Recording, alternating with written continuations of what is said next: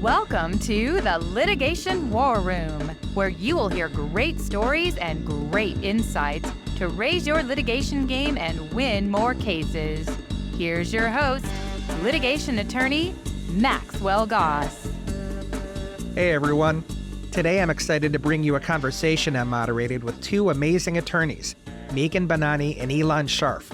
We talked about their role in achieving a groundbreaking settlement in the Larry Nassar sex abuse litigation and the lessons it offers for litigators in all practice areas. The result was amazing, a $380 million settlement with USA Gymnastics after years of systemic failures that impacted hundreds of lives. The settlement also stands out for our guests' innovative approach to negotiation and mediation and the restorative justice reforms the settlement delivered.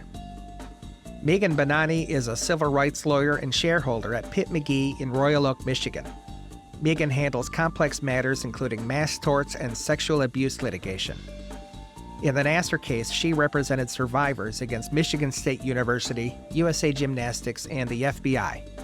She helped develop a unique allocation model that was central to the settlement structure. Ilan Scharf is a bankruptcy partner at Pacholsky Stang in New York, who represents abuse survivors in major Chapter 11 cases. In the Nassar case, Elon served as bankruptcy counsel for the Survivors Committee, helping create a resolution framework that balanced competing survivor interests while achieving institutional reforms. The discussion took place at the State Bar of Michigan's Business Law Symposium. The theme was mediation mastery. I want to thank Mark Rossman for organizing a fabulous conference and making this conversation possible. Megan, I'd like to start with you. I think we're all at least somewhat familiar. I mean, it was a nationally prominent and important case, but of particular significance here in Michigan. But let's level set. Could you just give us kind of an overview of how these cases unfolded? Help us understand kind of the basic timeline and who were the players. Okay, so I will keep it brief. It is, I hope all of you, and there's so many young people, I hope you remember this story. But Larry Nassar was not only an extremely prominent sports physician out of the Lansing area associated with Michigan State University, but he was also, from 1996 until 2015, the doctor for the national team. And it was through this prominence, through his reputation as the Olympic doctor, and also through his personality, which was friendly, kind. They called him Goofy Larry. It was through that and through the access to young women that he sexually abused over 500 girls and young women over the course of those 30 plus years. So that's kind of the backdrop of the scandal. It is the worst scandal in sports history in terms of sexual abuse. So that's the backdrop. The criminal cases began first. He was arrested in 2016. By 2018, he was charged in going through all the criminal stuff. There were 206 survivors that gave impact statements during his sentencing hearing, and over the course of 9 days. And that was sort of the thought of the amazing AG Angie Povolitis. So on the wave of that criminal case and those victim impact statements, the civil cases were filed. And there were two waves of civil cases, and I only raise it. It's a crazy, so complex. We've talked about this in our prep. I'm going to keep it simple, but the fact that there was a wave one and a wave two is important for the USA Gymnastics case. Wave one is the first group of cases, and that settlement was made. It was $425 million. But when that settlement was made, it was made at a time when there were a slew of laws that were being introduced into the legislature to extend the statute of limitations for sexual assault. So they were in committee. They were about to be voted on, and this settlement was kind of coming at the same time. So while this is all happening, survivors are still coming out of the woodwork. It's not, this is not a done deal. People are suffering. They're slow. There's a lot of kids. They're coming to terms with this. So wave one, 425 million. Wave two was the remainder. 160 cases. And that's the part that I took part in and was one of the leads in. And that case we settled, but we settled with Michigan State University in a different way. We did not settle in the aggregate. We settled piece by piece by piece. Each case was settled individually. So in order to make sure that there was justice for these survivors, the Michigan attorneys, we literally went on Pacer and looked up every single lawyer that had a case. And we called them. And this was our idea. Let's have a coalition that is voluntary, that is free. There was no common benefit. There was no charge. We literally said, we need to be together. We need to share information. So that is wave two. So wave two was made of 30 law firms, 160 cases, 30 law firms. So the big stakeholders, our firm was one of them, but we had 30 cases. Wave one was 3 law firms with 333 claimants. So that's kind of the civil backdrop. But I want to say before we move on, the case, the entire scandal is about institutional failure at the highest levels. So from Michigan State University to USA Gymnastics to the FBI. So all 3 of these institutions received credible complaints that Larry Nassar was abusing kids. They were credible complaints given by young girls, and they were ignored by each of these 3 institutions. So 3 institutional failures, and in total, the settlements in total are just over $1 billion for over 500 survivors. So I think that's the backdrop. Yeah, thank you. That was very helpful. So we're looking at multiple institutions, many plaintiffs, multiple overlapping timelines, all of it overlapping, interconnected, and you're up against some serious and kind of shocking institutional failures. And Elon, that's what I wanted to ask you about. Before we talk about the bankruptcy, and I know that's really where you came into this case, I know you have some really interesting insights about USA Gymnastics and the culture of it as an organization. Help us understand that a bit and how it made it ripe for abuse. Sure. USA Gymnastics is an organization that has a lot of different roles in the gymnastics world. It manages meets and competitions throughout the country at levels from amateurs all the way up to the professionals. And at that professional scale, or the semi-professional organization, it really develops the U.S. national team as well as the Olympic team. So the world of gymnastics apparently changed with Nadia Comaneci, with the Karolis. The Karolis coached, Bella and Marty Karoli coached when they were in Czechoslovakia, right? And they brought this, Nadia, if you guys remember this Olympics from I think it was the 1970s, 76. There's this tiny girl who was very young and was able to do all these amazing tricks, flipping over the uneven bars and doing moves that are now illegal because they're considered too dangerous. And the Karolis didn't want to live in communist Czechoslovakia and eventually defected to the United States and were ultimately put in charge of the U.S. Olympic team. And they went on to try to remake the U.S. Olympic team in the image of the Nadia Comaneci model of a very small, tiny gymnast. If you look at pictures of gymnasts from the 50s and 60s, you'll see they're actually grown women, female gymnasts, they're grown women. And so the body type was changing and the sport changed dramatically. And they put the Olympic hopefuls in a ranch in Texas that was run by the Karolis. Parents had very little access to these girls. And the girls are 13, 14, 15, 16 years old. And in order to keep them on that, with that look, they really deprived them of food. And so you have our elite Olympic athletes who every 4 years are the darlings of America because we're all watching the Olympics every 4 years, but they're being starved to be put into this mold. And on top of that, gymnastics was a very coach-driven organization. If the coach doesn't like you for whatever reason, you can get cut from the team. And they don't have to justify it or explain it because it's a sport that doesn't rely on the best time or the highest score scored like with goals and like in baseball or football, but really we'll score them based on standards that are subject to interpretation. And so a coach can just cut you for whatever reason.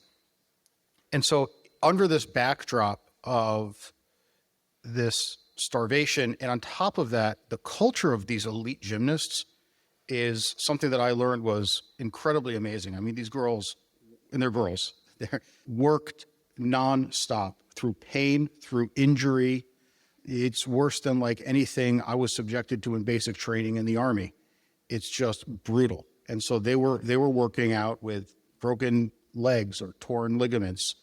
And part of the reason that Larry Nassar was able to prey on this group was because he was the nice guy. He would literally give them bread when they were hungry. Literally just bread, not candy, bread, because they were starving. One of our committee members, we had a number of Olympic champions on our committee, and one of them told a story that at the Olympics, the U.S. women's Olympic team would have to go and steal food off of trays, room service trays that people had left outside because they were so hungry. And so Larry would just give them food. And the other thing Larry did, and this was true at both the professional, the highest level of the sport, as well as the more amateur competitions, he would let the girls compete with injuries. So if they had a problem with their leg, he would see them and he would medically clear them. So he was ingratiating himself that way, instead of being the adult, the doctor, a real medical professional who needs to stop a child athlete from competing on a broken ankle. He would let them compete. And so there was this culture that was built up in the organization. And then the leadership of the organization was also lacked a lot. They didn't listen to the girls when there were complaints. And within the MSU, as well as the gymnastics, we saw that what came out in the evidence was there were multiple points where girls were running out of a treatment room screaming that nobody should be touching me like that, going to the police, going to coaches, and were ignored every single step of the way. Thank you very much, Elon. We could talk about the details of the case, the merits of the case. It could be a whole weekend conference, but we just have one evening. And our focus this evening, of course, is on negotiation and on mediation. Megan, let me turn to you. I know that the survivors came from all different walks of life, and I was hoping you could comment on that a bit and tell us how the lawyers tackled the task of navigating all of their competing interests. So by the time we got deeply into the USA Gymnastics bankruptcy negotiation, a committee was formed, a survivors committee. And this committee, I don't even know who picked. The U.S. trustee, an arm of the Department of Justice, picks the committee. Okay, so all I know is that as Wave 2, we made a conscious decision that leadership, so me and Tom Beam, would put clients in that we thought would be helpful. So basically you applied. And we were selected, and there were nine. And the 9 members of our committee, it was a great cross-section. We had a cheerleader. We had Olympians. We had a soccer player. We had so many different people. So it wasn't just gymnasts. It was elite. It was non-elite. It was not even gymnasts. And all of them worked together on this committee. They were incredibly independent, even independent of their lawyers, which was so unique. And I think Elon can talk about this, but for me, it was normal to have clients that I respect and listen to and am the mouthpiece for. But for Elon, it was a very different experience because these women drove this settlement and they drove the negotiations, and we were like the vessels. So Elon, I would love it if you would just tell people in general when you're dealing with survivors, sorry, I'm taking over your role. Please, by all means. What do you normally see, and how was this different? Sure. And can I interject one thing? Can you also start with a little context of the bankruptcy? Why were you involved as bankruptcy counsel in the first place? Sure. So I'll start with just a background on bankruptcy, and then I'll actually, I think that part of this understanding who your client is really does tie into the theme of mediation and what is preparation for mediation in a case like this. So USA Gymnastics filed a Chapter 11 case in Indiana, in Indianapolis, even though most of the abuse had occurred in Michigan and a lot actually in California and Texas. And we had clients there were cases all over the place. So they filed in Indianapolis because that's where they are headquartered. And so now everybody's out of the Michigan federal courts, the California federal courts, the Michigan state courts, and we're in a bankruptcy court in Indianapolis that probably had never seen and never will see a case exactly like this one again. So they've gotten a lot of mass tort cases up there in more recent years, but these cases are kind of unique.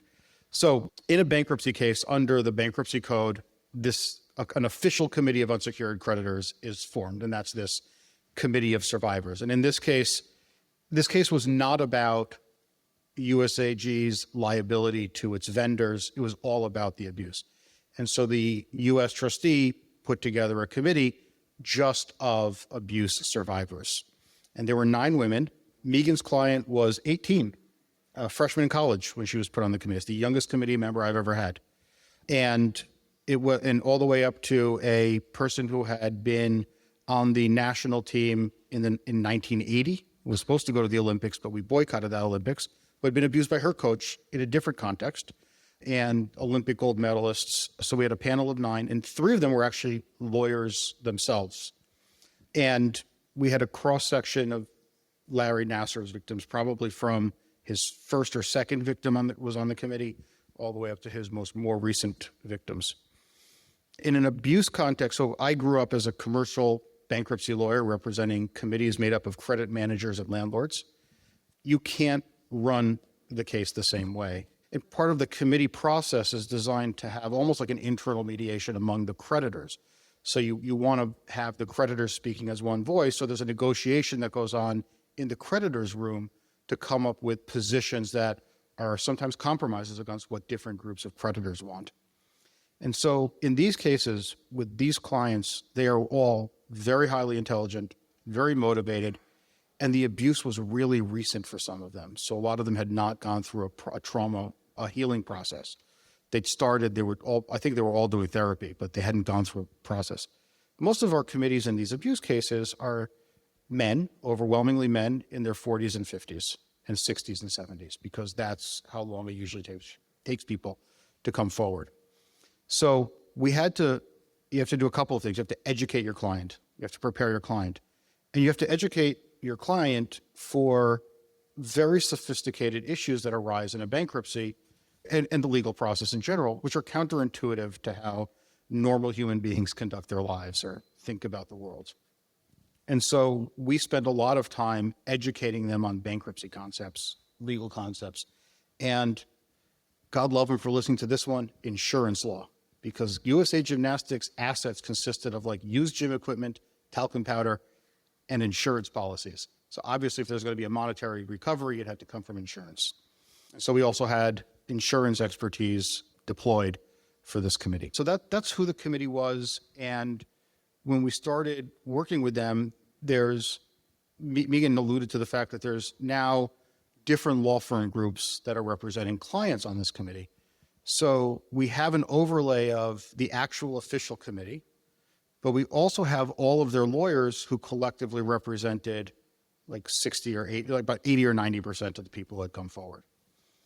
Different lawyers have different ways of dealing with things, and different plaintiffs' lawyers have different ways of representing their clients. And so part of the negotiation we had internally was, well, where do we start our demand? How do we approach it? How do we look at the insurance policies? Because a lawyer from California looking at his cases pending in a California state court might think about a case differently than somebody who has one pending in a Michigan federal court. And so that's where we started from, prepping the clients, and then But the clients, let me just step in. The clients completely bonded. Yep. And then there were calls that were crossing, like I was getting calls from clients that weren't my clients, asking non-confidential questions. So it became incredibly collaborative at this point. So even though the two groups of lawyers, the wave one and the wave two, had very different views and competing interests, in this moment, in negotiating an aggregate settlement on behalf of 500 survivors, our goal was for the 500 survivors and to get the maximum. So to the credit of the clients, they were so engaged, and we used, well, I was going to say we used them, but I don't mean it in the sense of using them. They asked us to be central in the negotiation, and we had such faith in their abilities that we agreed, and we had them do things that were unusual. So just kind of like going into the mediation process itself, some of the things that these folks did, the women met themselves with insurance adjusters and sat there and explained what sexual abuse trauma does to somebody. There were at least 40 adjusters in one room, all men. And we were not there. The attorneys were not there. So this is highly unusual. I was. You were there, but you were in your role. And it takes a lot of trust to say, okay, we're leaving them with Elon, but it could go crazy. And they are so outspoken, but there was not a clear sense among the adjusters as to how deep the trauma injury was and what it is. Like, I think now, looking back now in 2025, we know so much more about how trauma works, how deeply it impacts people for generations, and now we know. But then I don't think we knew as much, and they really delivered that message. And they also did the same thing in a private conversation with the mediators because we were angry at them. There were things that happened that we were frustrated. The committee was frustrated. So we said, okay, we're going to unleash our dragons on this mediator. And that message of frustration and of why and the questions coming from these clients in this particular instant was really important. And it was important that we weren't in the room. Can you say a little more? I mean, that is just amazing that they did that and sort of fought on the front lines for themselves in a way that is pretty unprecedented. Well, they came from this experience of many of them having complained to prominent people in the FBI, and were not listened to. So there was this sense of activism. There was this sense of need for change that they had. And they were just impressive people. And just like Ilan said, they're educated, many of them involved in a very highly competitive sport where they're just so attuned to competition. And in a sense, this was a competition. And it was right versus wrong. And they were on a mission. And they were unstoppable. So they were our weapon, and we unleashed it. And it was great because the mediator's attitude, he was at times, I don't even want to get into it, but it was horrible at times. And we were frustrated, and there was a change. Yeah. And that goes also to mediator selection. A lot of times in a bankruptcy case, the bankruptcy judge will appoint a mediator who's settled, either it's a colleague from down the hall or somebody who's settled this type of case before. And it's very important to have the mediator who understands not just the business issues in a case like this, where it's such a personal type of invasion, but who does really understand that, and that this is not just another commercial case or another contract case. And I think that what I've been seeing more recently in bankruptcy cases is we're actually litigating over who the mediator should be, which is a very weird, like litigating. Like it's, and some judges will do it in chambers, which I think is probably the more polite way for to the mediators, but some judges do it on the public record. And if you're taking a pot shot at the mediator, you better make sure you're ready to stand by it, because most of these people are very well credentialed and respected people. And so it's become a very interesting new feature of these cases. And as a result of that, what we're also seeing now is teams of mediators. Okay, this is the person with the insurance expertise. This is the person with the tort expertise. And this is the person with some bankruptcy expertise. And they have to figure out how to work together. So it's a interesting development that we've seen probably in the last 5 years. Well, I'd like to turn to the resolution itself. Maybe the most challenging aspect of the case was probably figuring out how to allocate the proceeds and how to structure the settlement. So, Megan, I was wondering if you could comment on that. We talked beforehand, and I know you made a reference to Game of Thrones. And just wonder if you can comment on the allocation battle. Okay, so I hope you all know the Game of Thrones. But before we get to allocation, I want to say that I had forgotten about a lot of this. I had put it in the back of my brain, but it came to me. I remembered that each of the plaintiffs' groups was approached by the defendant, by a representative of USA Gymnastics, in an attempt to have us kind of peel away from the group, trying very effectively to convince us that we were going to fall flat, that we were going to implode, that there was this money on the table that was substantial, and if we didn't do this now, and we should do it, and it didn't work, but it could have. With another group of people, it could have worked. And even though each of these attorney groups was at certain points at war, in this moment, we were together. But I have to raise that because that was truly a Game of Thrones move, was to try to get, they would have, had we taken the bait in these two groups, we would have settled for like 30, 40 million less. More than that. Yeah. About half. And why do you think it didn't work? Was it because the survivors weren't convinced? They didn't let the negotiators gaslight them into thinking they'd get a better resolution this way? Or was it more of a commitment to the collective? This was like completely, survivors weren't involved in this conversation.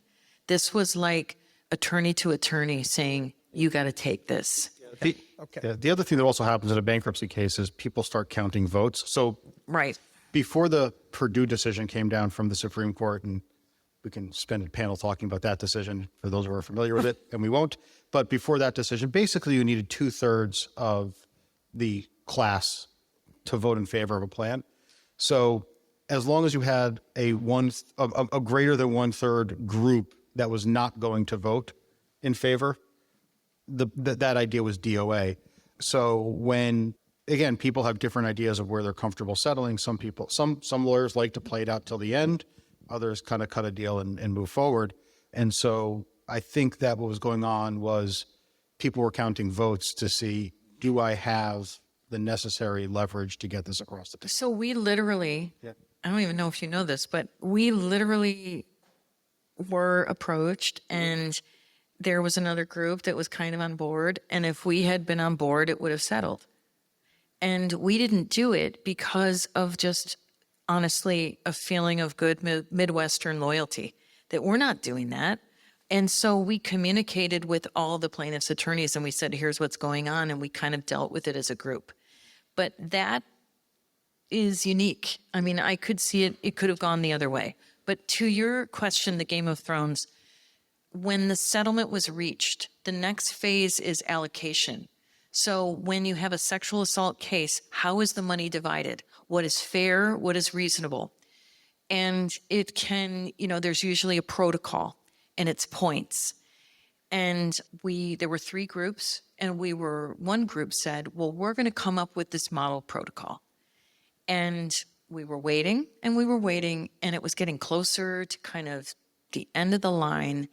And I said to my colleague, Tom Beam, we were talking probably every night for 2 hours, this is bad. We have to do something proactive. And we wrote our own. And we wrote it based on damage. The other group came down with a protocol that was based on status. Now, remember, we were wave 2. And wave 2, we didn't have a lot of Olympians. But what we did have was people who were post-2015 abuse, which means that no matter what, their cases were in statute, no matter what. So this was strong. So we felt like because we were wave 2, the MSU settlements were not on the same level as with wave 1, this was the right thing to do. And we felt that we were representing 500 people. We were on a committee, not representing ourselves, but representing the bigger group. So we literally sent our protocol to the allocator, and so did the other group. And then we got theirs at the last minute. We had already sent in ours. We sent it to them. And that was the Game of Thrones. Had we not been proactive, we would have, I believe, I don't know, been left with a protocol that was based on status, meaning you're a national team member or not. I mean, interestingly enough, He has a different view. I mean, so interestingly enough, I think that in most of this was an unusual way for the allocation to be negotiated because it was attorney driven. In most of my cases, there's two really difficult mediations or negotiations. There's the mediation for what the money will be, the pot of money that will be the settlement pot from whoever the defendants and the insurance companies are, and then there's a negotiation among the survivors as to how that money will be allocated and divided up. And here, most of the abuse, like 90% of the claims or the claims we get forward have been abused by Larry Nassar, and he followed a certain pattern. And so you had that issue. In many of our cases, we have abuse that's by different perpetrators, and it's different types of abuse and different acts. And in addition, there's also the effect on the kid, on the child. You know, some kids drop out of school, others seem to have a more successful life by judging by whatever criteria you judge it by: successful marriage, successful business, successful career. And so usually what we do is, and the attorneys represent people from all different walks of life and all different perspectives as to what to do. So usually the attorneys, including the state court lawyers, will kind of back away from negotiating the allocation protocol. They'll give advice, they'll give their thoughts. We'll give advice to the committee as to how it's been done in other cases. And usually it's really driven by the committee members themselves to come up with the allocations, having the clients. And again, they're engaged in a negotiation because they each come from a different perspective on how this should be done. And so it's an effective way to have the clients negotiate something themselves. And sometimes they'll ask for some clarification, but usually when they're trying to get to the objective of doing the best for the most people, they come up with a system that's, I haven't heard a complaint about after it's been approved. Yeah. And I think it usually follows the model that we followed in our case, which is nature of abuse and the damage, extent of damage. Now, I know we're moving ahead quickly, but there is a subject I really wanted to cover. In addition to this 9-figure monetary figure for the settlement, there were some very significant non-monetary terms. Now, this is a question to you both. If you could comment on some of those, I think our audience would love to hear it. It's really innovative. Thanks. So we're really proud of that effort. We always look, in cases like this, we always look for non-monetary relief or restorative justice, because when you're injured in this fashion, when you've gone through this kind of trauma, money doesn't make you feel better, but remarkably making change, changing the law, changing an institution or a rule gives people comfort. So I think if you're working in this space, it's really incumbent upon you to look for those little spots where you can make a difference. And I do give a lot of credit to our committee, because the issue was first raised of non-monetary relief by another female on the committee, Kim Doherty, and myself. We're really into it, and we're looking for things that we could do. But the committee members were so excited about this, and they pushed it. So it sat on the back burner for most of this mediation. It's just not the primary issue. But at the end, as we got closer and we're inching, we had this pocket of opportunity, and we were able to negotiate some pretty substantial non-monetary relief, consisting of a seat on the board of the U.S. Olympic Committee for a survivor.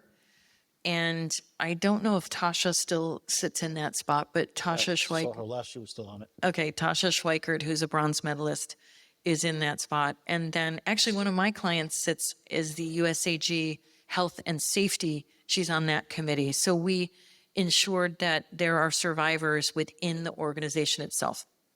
We also established a restorative justice task force, which was tasked with working collectively with USA Gymnastics.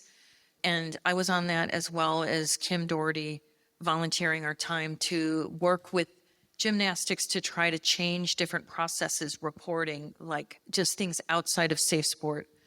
I am going to say that, did we succeed? No. It sort of stalled out. It is still there, but it's kind of moving at a snail's pace. But I'm really proud of having done that. And to the committee and to Elon, because you pushed it. Yeah, I mean, the non-monetary, I mean, I know that a speaker in one of the earlier panels talked about, well, what are the other things you want? And these non-monetary conditions are very important for victims of abuse in terms of allowing them to heal. Part of it is, and I'm going to talk kind of broadly, not just about USA Gymnastics. Part of it is, and we had this in gymnastics as well, a release of documents. More recently, we've been insisting that documents get released to universities where the research can be done. And USA Gymnastics was really interesting to me. I've read the claim forms. So in these cases, people fill out what they call the claim form, where they tell the story of their abuse. And it's all confidential, but it provides the details of what happened to them and what the effect of that was on their lives. And you can't read too many of these in one night, but I've read every single one in every case I've represented a committee. And what was interesting with Larry Nassar was a scholar should have access to this, because you start with victim number one, and it goes through all of the victims that came forward and his changing behaviors. He was experimenting with how to abuse children, as well as and then there were institutional documents that could have shown where the institutions failed along the way. And so more recently, as we've been putting these documents into public places, public repositories at universities, with the victims' names redacted. We're not going to disclose anybody's identity if they don't want to have it disclosed. The other thing that's very important is non-monetary provisions. Again, it's a very client-driven, a survivor-driven process, because they know their local communities, be it a local town or a local community of a gymnastics community, where they have very good ideas of what would have happened in my life if somebody had done something differently. And so they can give us that advice with respect to coming up with more robust child protection protocols or reporting protocols.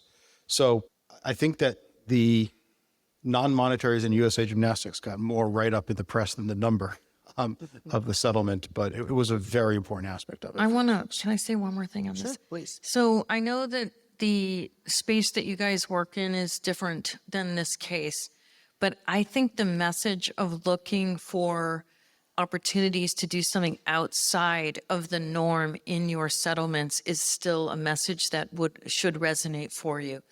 And I'm just going to share one more story. You know, Judge Roberts is here, and she was critical in the Anderson sex scandal. Dr. Anderson at University of Michigan, she was the presiding judge. And, you know, we did non-mons there too, but not officially. And the non-mons, this was a sexual abuse scandal involving men, all middle-aged. And so many of them were having emotional issues, intimacy issues, etc. They were very consistent. And they were looking for literature, things to make them feel better. And there was a deficit. So we ended up just cold calling Boston College, where there's forensic psychologists that are really well known. They took our call, and they did forensic examinations of a number of clients, like 35, 40 clients, for free. And they're coming out now with 3 articles in top-tier medical journals that talk about the male trauma response, and specifically suggesting how clinicians should deal with men differently, just in the doctor's office. The questions you ask, the treatments that should be given. And this is like the stuff that is so exciting, and this is change. And this made these clients feel so much better than the check they received. I know that sounds bananas, but it's true. So just put that in your head as you're going through your mediations. You never know what you might think of. I think it's fair to say that you achieved an amazing result for the clients, but also institutional reforms, and also even beyond the institutions. It's really incredible. I think we just have maybe a minute or two left, so I just want to close with one question. You guys handled a massively complex negotiation in so many ways, along so many vectors, and where the stakes were so high. So if there's just one takeaway for lawyers for handling complex, high-stakes negotiations, what would it be? This is really a question for both. Create alliances, communicate honestly, and stay 10 steps ahead. From my perspective, I think it's make sure you have the team that you need with the expertise you need, because for a bankruptcy lawyer to try to figure out insurance law is futile. And for an insurance lawyer to try and figure out tort law is sometimes futile. And so make sure you have the expertise you need. And everything is complicated until you simplify it and just take things in small bites, one step at a time. And break bread. Yes. With each other. Yeah, we were just talking about how do you, the previous panel had talked about ways to bridge the gap. And part of what I've always thought is have a meal together, even if it's with opposing counsel, try to bridge the gap of making the other side into a bit of a person. It sometimes helps having conversations and discussions. I'm just going to share one thing, and I'm remembering something. That hotel we stayed in Indianapolis, at the end of the negotiations, we were pulled away by Kathy, USAG lawyers, and they were basically saying to us, we're not what you think. Mm-hmm. We're really trying here. And it was those moments that humanity, I think that's really the takeaway too, is find the humanity. These comments about finding the humanity on the other side. I'm imagining trial lawyer Tom McNeil just shaking his head, but mediator Tom McNeil would probably come up and give you guys a high five. Tom McNeil, just for the record, I've said this before, he was the person who made me shake in my boots more than anyone in my entire career. So I'm so glad he's mediating. Look what a pussycat he is now. So, thank you both for your insights. We really appreciate it. You have been listening to the Litigation War Room with litigation attorney Maxwell Goss. Maxwell Goss brings forceful advocacy and creative solutions to trade secret, IP, and business cases in Michigan and around the country. For show notes and more episodes, please visit us at thelitigationwarroom.com. If you enjoy the show, please be sure to subscribe, rate, and review wherever you get your podcasts. Thank you for listening. The Litigation War Room, including the podcast and all website content and social media, is for informational and entertainment purposes only. This podcast does not provide legal advice and does not give rise to an attorney-client relationship. All views and opinions expressed on this podcast belong to the guests expressing them and do not reflect the views and opinions of the Litigation War Room.